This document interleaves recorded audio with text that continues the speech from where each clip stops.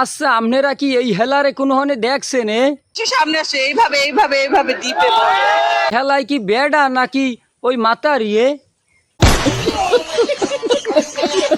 কথা বলেন মিয়া।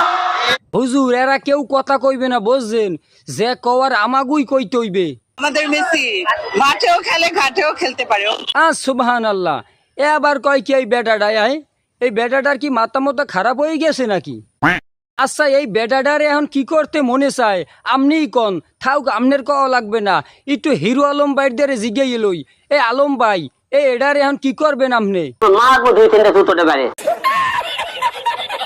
থাক আলম ভাই আপনার আর মারামারি করণে কাম নাই, আমি একটু বিষয়টা দেখতে লই।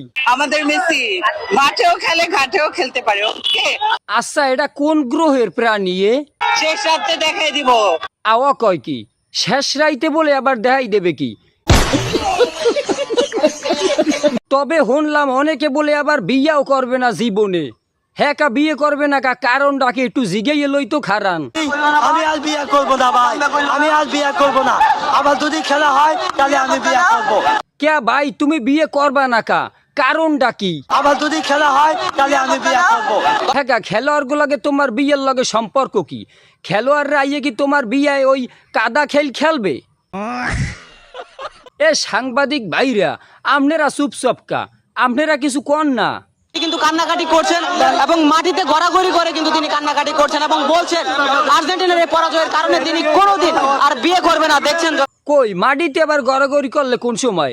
হ্যাঁ তো দেখলাম না। দর্শক, গতকালকে আর্জেন্টিনা হারার পর থেকে এই লোকটা মানসিক প্রতিবন্ধী হয়ে গেছে। ওনার কোনো পরিচয় পাওয়া যাচ্ছে না ভাই। পরিচয় পেতে ভিডিওটি একটু শেয়ার করবেন। কামটা দেখছেন কি হইছে? এই হালাগো এখন কেমনটা লাগে কন? ওরা মাটিতে গৈরে গৈরি করে অগো দল ঠক যে হইয়ার পাননে। তুই যে ইয়ার সাইতে বঙ্গোপসাগরে লাভ দিয়ে মরিয়া যা।